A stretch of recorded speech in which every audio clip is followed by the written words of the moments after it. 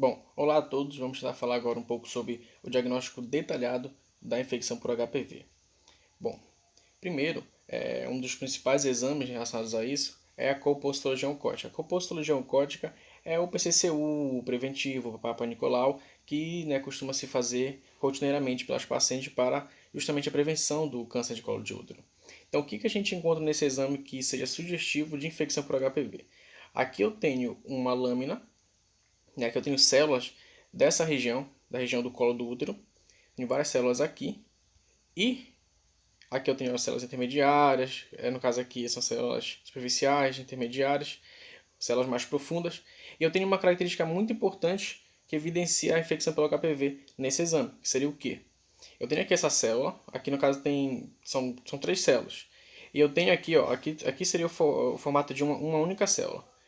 Nessa célula eu tenho aqui dentro, essa parte um pouco mais branquinha, isso aqui é uma densidade dentro dessa célula um pouco reduzida, densidade de substância reduzida. O que acontece? O nome dessa célula aqui se chama coilócito, isso é uma coilocitose. E o coilócito, a coilocitose, é uma característica específica para a infecção por HPV. É chamado um sinal patognemônico. Então, o que seria esse coilócito? Eu tenho a formação aqui dentro, aqui é o núcleo, no caso é um núcleo bilobulado, tá? É binucleado, uma célula binucleada. Eu tenho ao redor desse núcleo essa parte meio ausente de substância, né? A gente chama isso de halo perinuclear. Esse halo perinuclear é formado em células que estão infectadas pelo HPV. Como isso ocorre?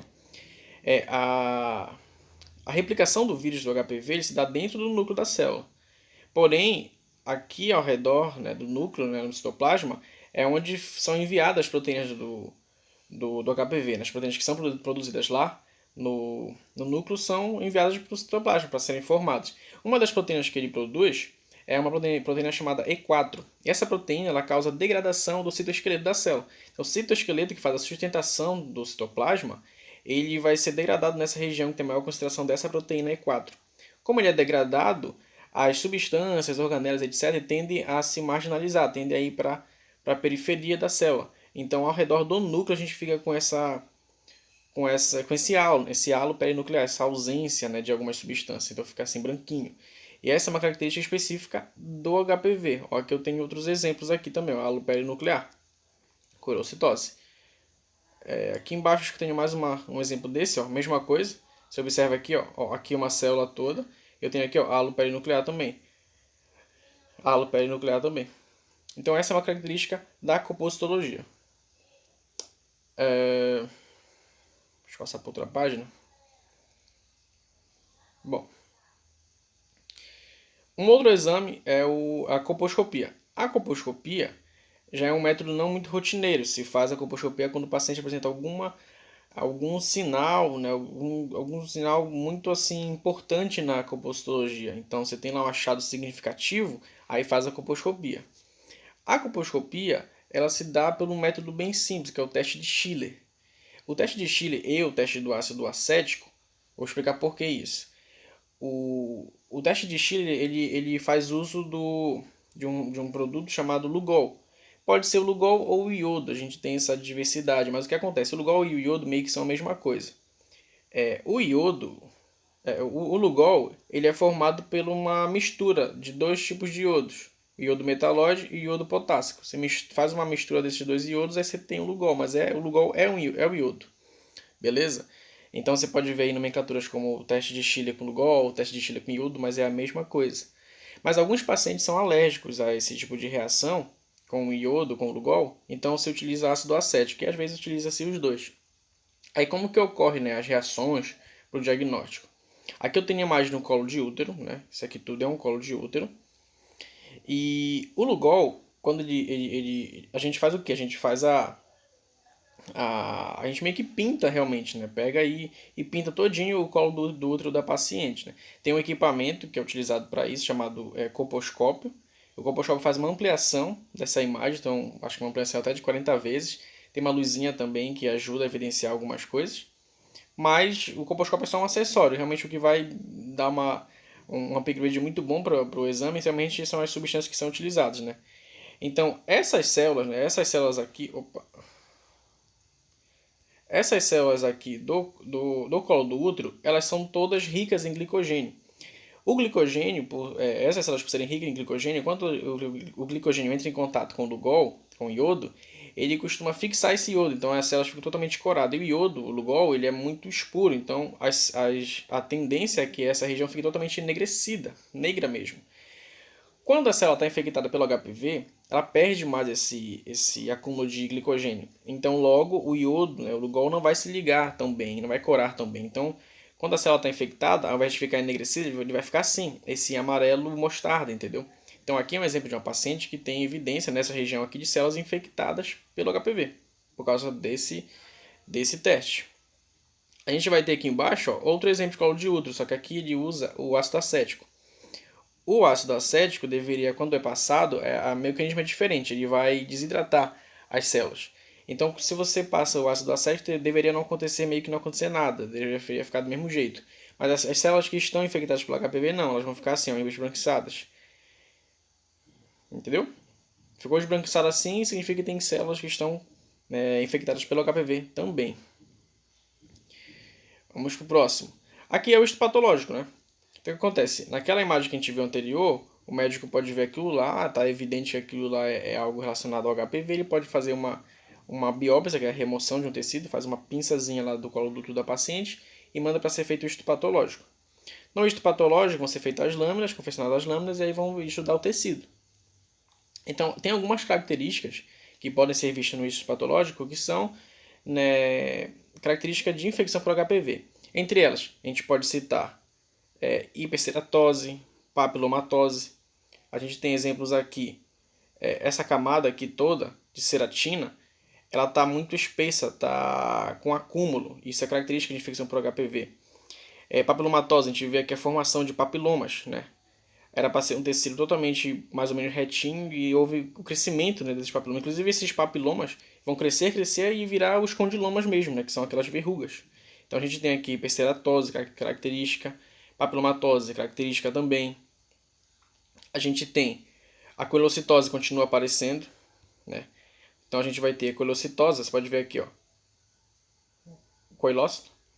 A gente tem esses pontos bem escuros aqui, são uma característica, né? São pontos queratohialinos.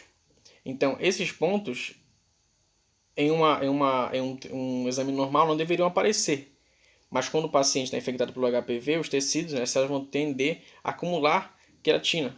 Desta forma, é queratohialino porque sempre vai estar acompanhado de coelocitose. Então, é um acúmulo de queratina ao redor do coelócito, né, que não tem meio que desprovido de substância. E podemos citar mais coisas que eu não tenho imagem aqui, mas por exemplo, a cantose vai acontecer, então eu tenho o espessamento de tecidos, então a cantose vai ocorrer. Não sei o que mais eu posso citar do exame aqui. Paraceratose, disceratose. Então o que acontece? Eu tenho células superficiais que vão ter ceratina, e as células mais profundas não vão ter, ou vão ser uma quantidade menor de ceratina. Então, quando eu tenho disceratose, eu tenho essas células mais profundas acumulando ceratina, isso é característico de HPV.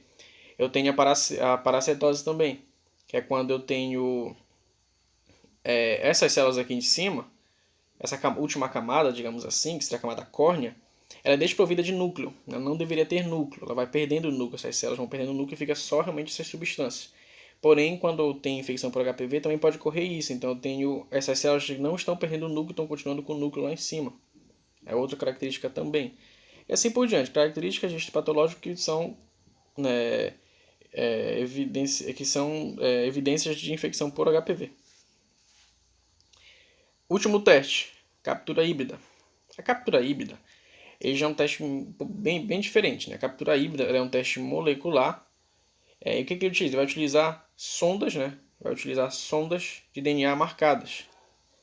Essas sondas de DNA marcadas, se houver na amostra do paciente DNA correspondente, vai ser marcado e depois disso vai ser feito umas ligações, né, anticorpo e tudo mais. E no final de tudo vai ser feita uma quimiluminescência, é como se dá a leitura.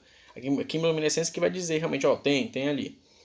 E esse teste ele se dá mais ou menos de duas formas. A gente tem dois grupos que são divididos durante o exame, que é o grupo A e o grupo B.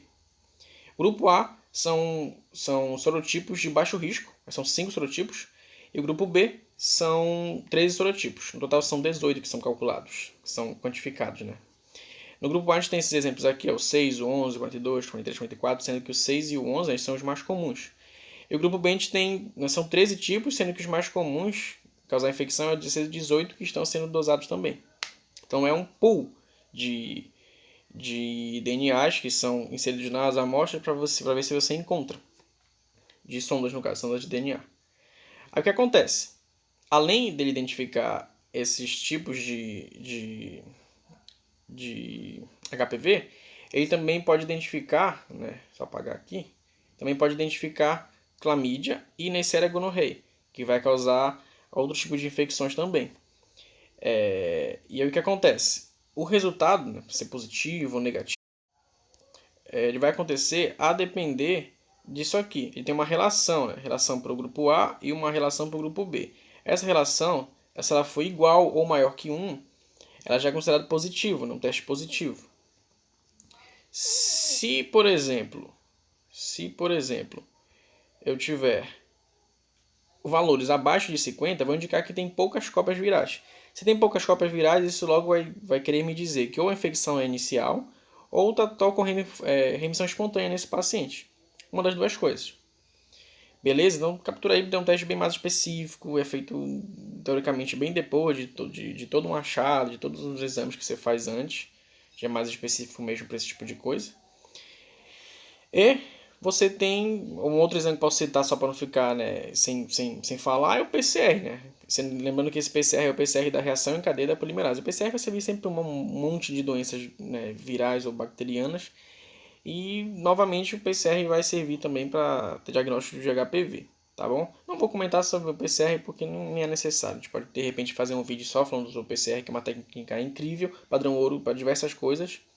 Mas nesse caso aqui, vai ter quase o mesmo valor clínico de uma captura híbrida, então nem é tão rotineiro fazer PCR mesmo para HPV, você faz captura híbrida. Beleza? Valeu!